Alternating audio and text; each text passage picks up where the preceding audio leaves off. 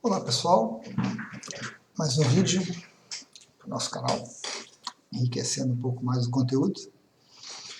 Eu gostaria de comentar nesse vídeo sobre a radiestesia. Vamos abordar aí uma questão interessante, que tem bastante a ver com os kits que eu coloco à disposição ali no site, né, e no blog. Nós tivemos uma descoberta bem interessante na radiestesia, por volta de 1910, mais ou menos, com um pesquisador russo chamado Enel. Se não me engano, esse é o codinome dele, não é o nome verdadeiro.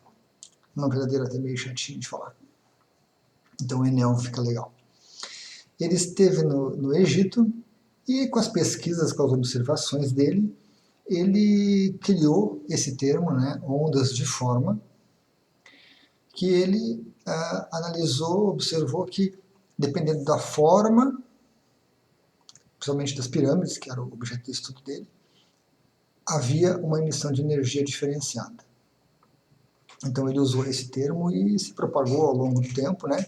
Hoje em dia alguns pesquisadores questionam, não gostam muito, propuseram algumas outras terminologias, mas ainda persiste entre os mais tradicionais assim a questão das ondas de forma.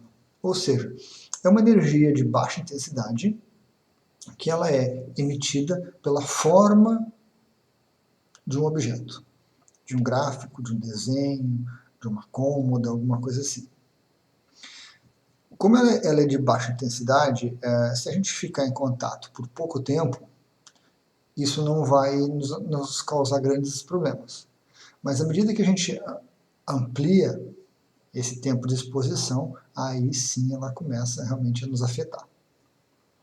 As ondas de forma, elas também estão muito ligadas à massa do objeto, né? Então, quanto maior o objeto, quanto mais massa ele tiver, quanto mais peso, né? Quantidade de matéria, mais energia ele vai acabar emitindo.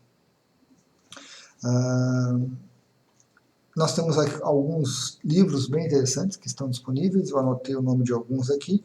O Enel, ele lançou por volta de 1928 primeiros passos em radiestesia terapêutica, foi onde ele expôs essa questão das ondas de forma.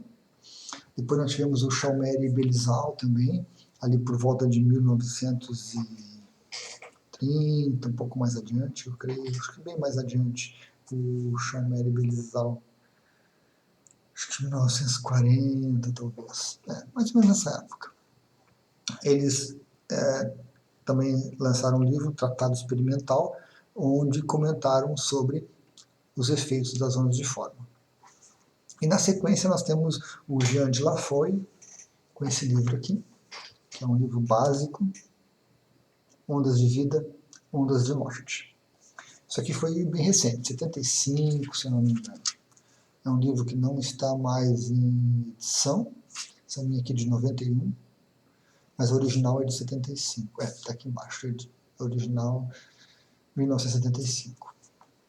É um livro que já não está mais sendo impresso, né? A gente só consegue em sebos. Eu vi uns bem novos em algum lugar, não lembro onde. Mas nas livrarias online, provavelmente, nenhuma delas tinha disponível.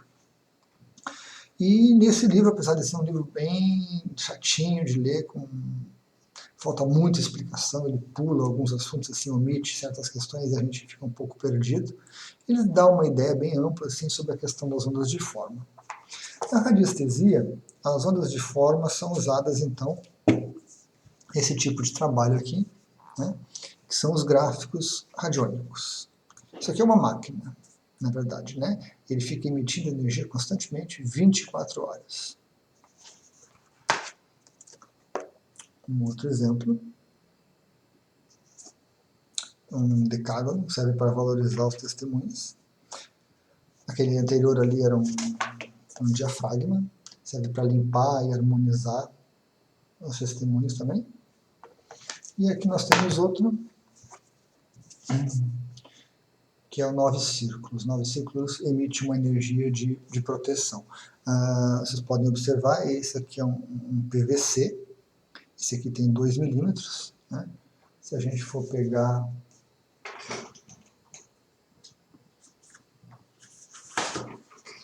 um papel comum, por exemplo, aqui nós temos uma régua radiestésica, né, para análise, então ela é fininha. Não sei se dá para perceber ali a dimensão de cada um, mas um pouco, né? É bem mais flexível e a régua não precisa ter tanta massa. Mas os gráficos, sim. Quanto maior for essa espessura, mais intensa será a emissão de ondas de forma. Eu tenho alguns gráficos que eles têm 6 milímetros de espessura. Então, praticamente seriam 3 desses gráficos aqui, né? Cada um deles com 2 milímetros. Nós teríamos uma espessura mais ou menos dessa dimensão aqui. Então, mesmo que a energia gerada pelos gráficos, pelaquela forma, seja uma energia pequena, ela é constante, ela é perene, ela fica 24 horas funcionando. Então a gente cria um testemunho, né? A gente cria um testemunho e coloca esse testemunho dentro do gráfico.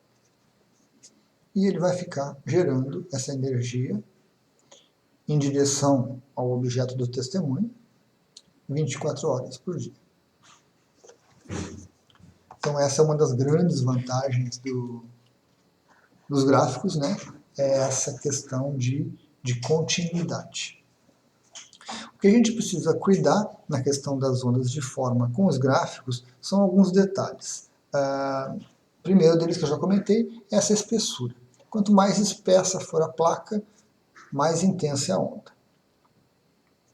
A perfeição do gráfico, né, a qualidade da impressão e a qualidade do desenho do gráfico também são muito importantes. Linhas cortadas, arranhadas, mal traçadas, serrilhadas, né? Tudo isso prejudica a emissão da onda de forma. Vai sair uma onda muito difusa, uma onda imperfeita, que não vai atingir o objetivo. Então esse é um dos cuidados. Eu tenho visto também alguns gráficos, não tenho nenhum aqui para mostrar, onde a pessoa coloca o nome do gráfico, coloca o nome da pessoa, marca registrada, bota um símbolozinho. Tudo isso afeta o conjunto de emissão de energia. Então eu prefiro esses gráficos limpos, puros, né, sem nada acrescentado a eles, para ter apenas a energia da forma que já foi pesquisada por esses pesquisadores ao longo do tempo, e tem um resultado, né, que também foi mensurado, também é facilmente observado. Então esses são alguns cuidados com as ondas de forma. Existem outros cuidados referentes a ondas de forma do ambiente. Um móvel com uma ponta um pouco aguda, um quadro, né, uma cômoda, isso tudo num somatório, e dependendo do tempo que a pessoa passa exposto a esse tipo de energia, afeta o nosso corpo energético, né, e acaba afetando o nosso corpo físico, certo? Às vezes uma imperfeição no móvel, ou seja, nós temos uma cômoda, um armário, e com algum detalhe assim que se quebrou. A falta daquele detalhe que está quebrado, ou que foi partido, que foi, né, rompido ali, pode acabar gerando uma onda de energia totalmente fora de controle, que acaba prejudicando as pessoas que passam, estão suscetíveis a ela. O grande problema são realmente ambientes de trabalho e quartos onde a gente está dormindo, né, que é onde são os locais onde a gente passa mais tempo e se fica exposto a estas energias por mais tempo. Então são coisas que a gente precisa observar. Um pouco vai assim da simples observação, a gente pode, né, notar que alguma coisa gera uma desarmonia no ambiente. Aí mudando de lugar, ou consertando, ou trocando, a gente nota que a energia começa a fluir novamente de uma maneira mais agradável, ou através do contato com o radiestesista, que ele vai fazer uma avaliação energética do local e vai observar, né, alguma coisa que esteja fora do padrão. Normalmente a gente vai notar isso quando a gente está se sentindo mal, quando a gente não gosta de estar em algum ambiente, quando a gente entra ali e depois de algum tempo surge algum sintoma, uma dor de cabeça, um cansaço, alguma coisa assim. É a partir dessas percepções que a gente vai buscar uma solução, certo? Então, muitas vezes, as ondas de forma de vários objetos, de vários componentes do ambiente acabam nos influenciando. Então, a gente tem que tomar esse cuidado. Usar os gráficos, né? O kit básico que está lá no blog e no site são muito simples de utilização, são muito simples, promovem assim um ganho de qualidade para a gente na nossa vida diária, que é bem interessante, bem importante. A maioria das pessoas poderiam ter em casa algum desses kits para se manter um pouquinho mais equilibrada, mais harmonizada. E depois, mais adiante, outros kits também, outros gráficos, principalmente, que trazem também outros tipos de compensação energética. Acho que era isso, então, sobre as ondas de forma. Era isso, então. Obrigado pela atenção. Até mais.